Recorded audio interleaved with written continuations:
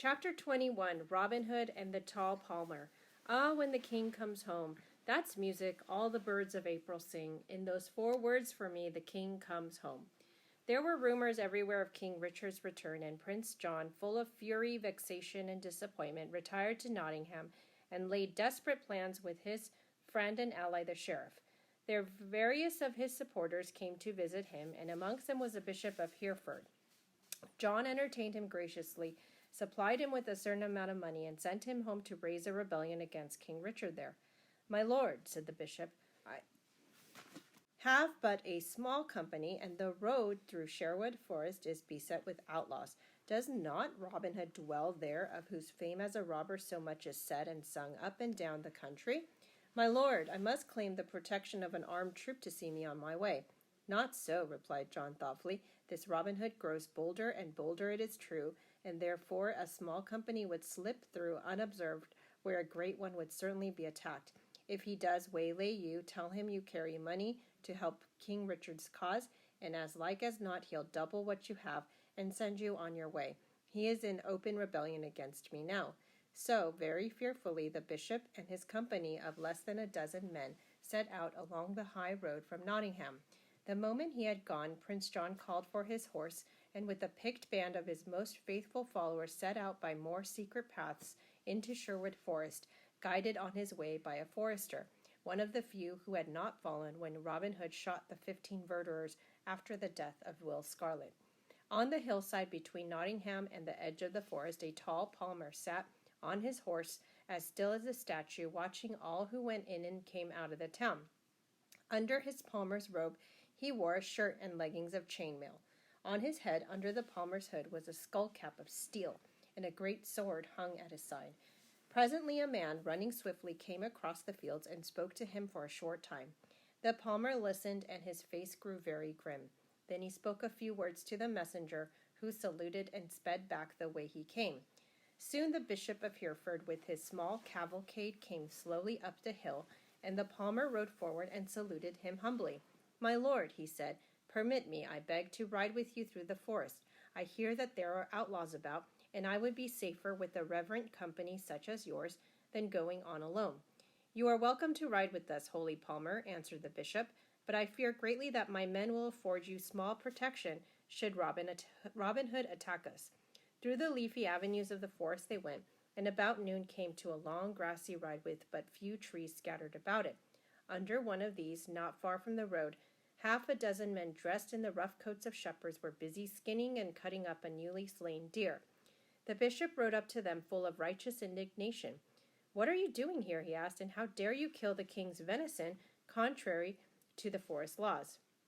"We are shepherds," answered the leader, "and usually we are with our sheep on the Belvoir pastures. But today we have decided to make merry, and so we have killed this fine fat deer for our dinner." "Impudent fellow," gasped the bishop, "you shall smart for this under the king's law. Therefore make haste and come along with me, and you shall go before Prince John, who usually hangs deer slayers for a first offense." "Oh, mercy, oh, mercy," cried the shepherd. "Oh, pardon us, I pray. It ill becomes a man of your reverent and merciful profession to take away so many lives." No mercy," replied the bishop, imitating him. "No mercy for such as you. Therefore, make haste, and I hope that Prince John hangs the lot of you." Then the shepherd suddenly drew a horn from under his coat and blew 3 mots upon it. And while the bishop sat gaping in surprise and growing fear, the forest all round gave up stalwart bowmen in Lincoln green, who came running to the shepherds, who threw off their coats and showed that they also were dressed as foresters. "What is your will, good master?" said Little John, bending a little before the leading shepherd. "Here is the Bishop of Hereford," replied Robin Hood, throwing off the last of his disguise. "He proposes to hang us all, and will grant us no mercy." "Cut off his head, master," said Little John, "and bury him under this tree." "Oh, mercy, mercy," cried the bishop, tumbling off his horse and kneeling to Robin. "Oh, have mercy on me. Had I but known that it was Robin Hood, I'd have gone some other way." No mercy, answered Robin, imitating the bishop in his turn. "Therefore make haste and come with me to my dwelling place. Little John, bind his eyes, and some of you do the like for his followers, and take up the deer." The tall palmer, who had sat watching the scene, spoke now for the first time. Good, Robin Hood, he said. I am not of this man's party, but rode along with him for company. Nevertheless, I cannot sit by and see a bishop done to death without raising hand to help him.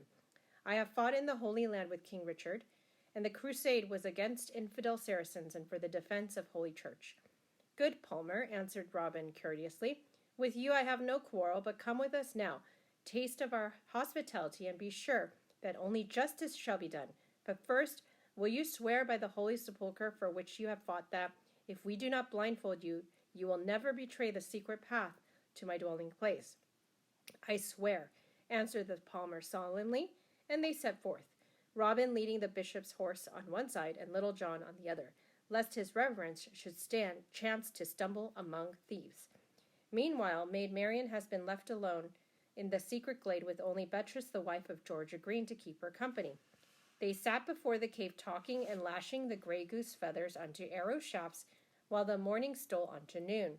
Robin will soon be back, said Marion. He had news that the Bishop of Hereford would pass through the forest this morning, so we may expect guests for dinner.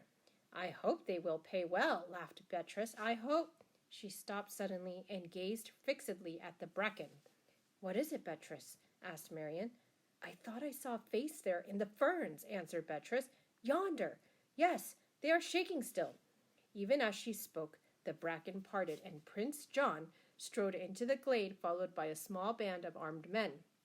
Swiftly, Marion whispered something to Beatrice, who went hastily into the cave, and then she turned fearlessly to confront Prince John. So here's the tigress in her den, he cried. At last, Marion, after all these years, we meet again, and not to part so speedily as last time. Come, there is no escape. Our horses wait beyond the rocks with my good forester who tracked you down at last. Robin Hood is too busy with the good Bishop of Hereford. I made sure of that before I came for you. Marion stepped backwards quickly, took a horn from her belt, and blew the wah-saw-wah call on it. Then she snatched up the sword which Beatrice had brought her and stood on the defensive. Back, you wild beast, she exclaimed to Prince John. Prince or no prince, this sword is between us, and I can use it as well as any man to defend myself until Robin comes. Quickly, cried Prince John to his men, catch hold of her and then away. Curse you for your slowness. If you had caught her quicker, she could not have sounded that horn. Now every moment we delay, we are in danger. Two of the men closed in upon Marion, who disarmed one with a quick turn of her wrist, and then after a few moments of desperate swordplay, laid the other dead on the ground, while Beatrice, with the blow of a cudgel, almost worthy of George Green himself, felled the first assailant.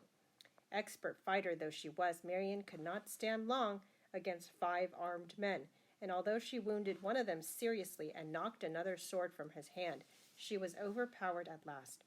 Now we have her, said Prince John exultantly. Come quickly, my pretty, or we'll have that loose hound of Huntingdon come barking round our heels. Her eyes flashing scorn and loathing, Marion struck John across the face. With an angry oath, he raised his hand to strike back, when an arrow whizzed between his thumb and first finger, cutting him to the bone. Had Robin not just run nearly half a mile almost as fleetly as one of the Sherwood deer, the arrow would have transfixed his hand, and he might have had to sign Magna Carta by proxy. John spun round cursing to find Robin already halfway across the glade, his sword drawn in his hand.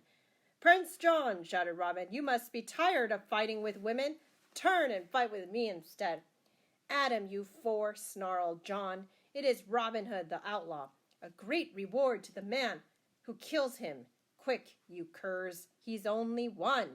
The men charged at Robin, who set his back to an oak tree and fought like one possessed. Get round behind, shouted John. I can't leave the girl. She's dangerous. A princely speech indeed, sneered Robin, and striking one man to the ground, he spun round, jumping back as he did so, and engaged the other 3. Prince John flung Marion forcibly to the ground, drew his own sword, and drew stealthily nearer to Robin, waiting for a chance to stab him in the back. But his eyes were fixed so intently on his intended victim that he failed to see several figures in Lincoln Green drop quietly from the rocks behind the cave. A moment later, and he was seized from behind and held firmly, while the 3 surviving men-at-arms, seeing Robin's men, turned suddenly and ran for their lives. but not far.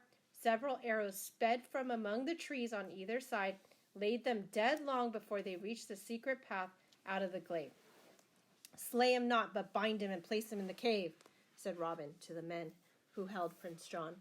Then he turned anxiously to Marion, but she was already on her feet, shaken but unhurt, while Beatrice emerged from the cave, armed with bows and arrows, too late to be of any help. "Now," said Robin, when order was restored and the Bishop of Hereford with his followers had been brought into the glade and set down on the grass, "now we have earned our dinner. Come, sit down at my table, my Lord Bishop, and you, good Palmer, and let us see what appetites you have." "You live well here, friend Robin Hood," said the Palmer, as he watched the preparations for dinner. "But we earn our keep," smiled Robin. "Yet you kill the king's deer," remarked the Palmer. "In that," answered Robin, "I hold that we break no just law. For look you, we are outlaws, and so without the law. But I hold that we were not outlawed lawfully. It was John's doing, and that of his minion, the Sheriff of Nottingham. We dwell here to set right the wrong. Never yet did we hurt any man knowingly who was honest and true, but only those who, with or without the law on their side, robbed innocent men or oppressed them, or did aught against the honor of a woman. They call me the poor man's friend, for I take from the rich to give to the poor. But never have I taken from true knight or worthy priest who held their vows sacred and strove to live according to our Lord's teaching. I never harmed husbandmen who tilled the ground, nor shepherd minding his flocks, nor any who got their living by honest labor or by honest skill. But I have indeed made prey of those among the clergy, be they simple priests or bishops and their mistress, who oppress their flock, who cheat and rob and lie and follow the pleasures of this world contrary to their holy calling. Come now, good Master Palmer, we are at least thieves of honor, and you do no dishonor to your own noble calling by dining freely with us. That is, unless you shrink from eating the king's deer?" "Shrink?" the Palmer laughed heartily. "Why, I count it as my own. Fall to in faith, I am as hungry as if I had walked all the way home from Jerusalem, and as thirsty too." When the meal was ended, Robin turned to the bishop. "My lord," he said gravely, "you have dined with me this day. Come, drink with us to King Richard and his speedy return, and then pay us and be gone." "So you charge for your meals?" said the Palmer. "And you drink to the king's return, outlaws though you be?" "We owe it to the king," said Robin, answering only the last part of the question. "For after all, our meal is borrowed from him. But never have we forgotten, nor could forget, while our horns ring through merry Sherwood, our loyal toast to our most royal master, outlaws, the king." "The king and his return from the crusade," cried everyone present, leaping to their feet, cups in hand. "Now, Bishop," said Robin curtly, "have you money with you?" "But little," answered the bishop nervously, "not 200 pieces, and they are not mine. I carry them to those who fight in the king's quarrel against usurpers and tyrants." "Search him, his followers, and his baggage," commanded Robin, and then turning to the Palmer with a half-smile, he said, "Good sir, have you money with you? All that we collect in this way goes, now that the king's ransom is paid off, to those who are in want, the poor, the oppressed, the widow, and the orphan." "I know not what I have," said the Palmer. "Sometimes it is much, sometimes little, sometimes none at all. But search me and take all you find, and for the sake of your kind heart and open hand, be it what it may, I shall wish it were more." "Then, since you say so," cried Robin, "not a penny will I touch, but you shall play our game of buffets, since you are so mighty and stalwart a man. But first the bishop shall dance a jig for us, for I see that his money is very much more than he remembered, and will take long to count." "I cannot dance," protested the bishop, trying to look scandalized, but looking only very much afraid. "Some of you," ordered Robin, "prick him gently in the leg with your arrows. He says he cannot dance, but I think he means he will not."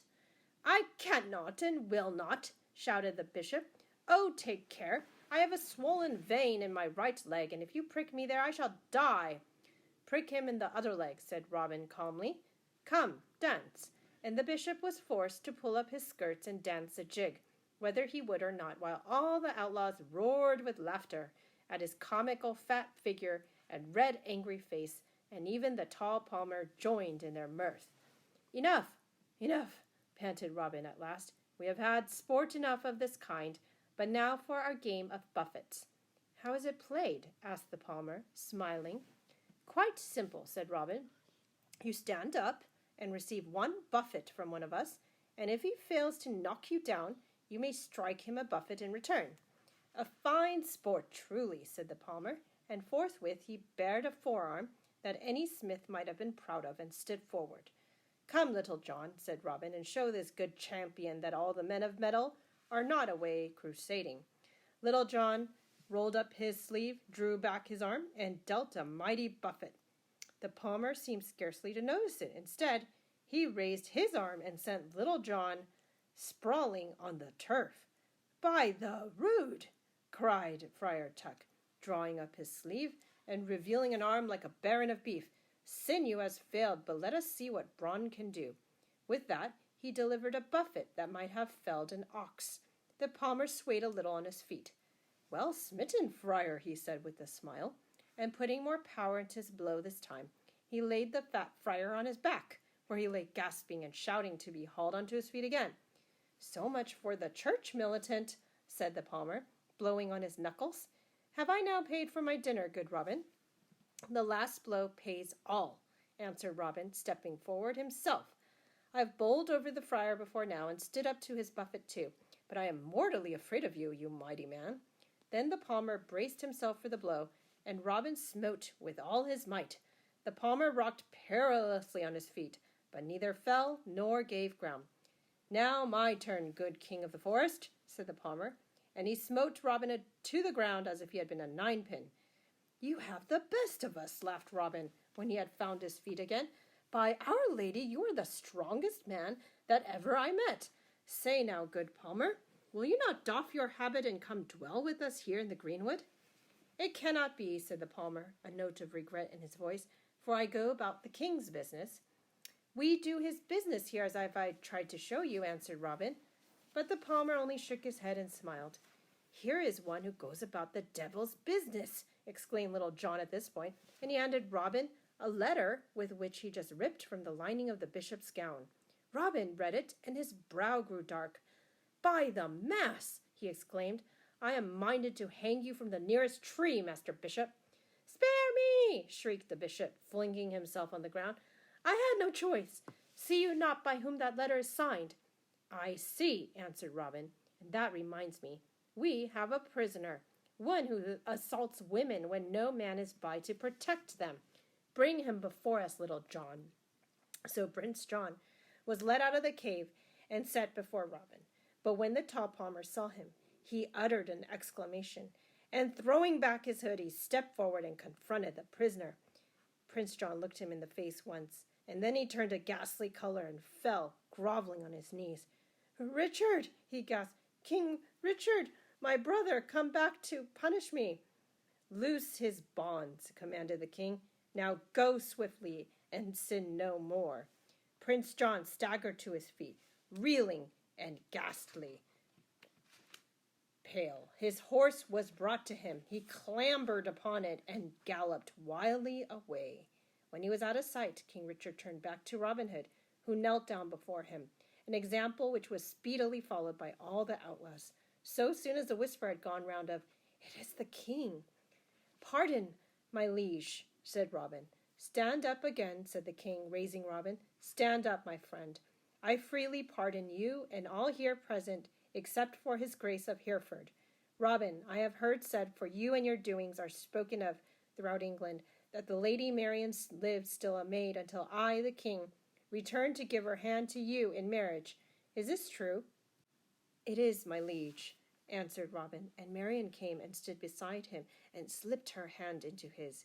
"Then here and now I give her to you," said the king. "My lord of Hereford shall join your hands in holy matrimony with Friar Tuck to act as clerk for him, and that good deed shall wipe out what is past.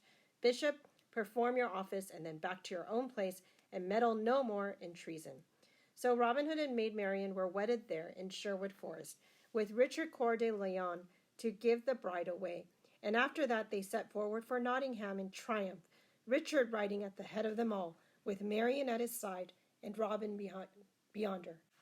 "My lord of Huntingdon," said Richard as they rode, "your lands and titles are restored to you this day, but I will take from you all those of your late followers who will serve me faithfully. England has many foes, and strong arms and true hearts are needed before we have peace indeed." They came into Nottingham like a triumphal procession after a great victory. The ploughman left his plough in the field and ran to see the show.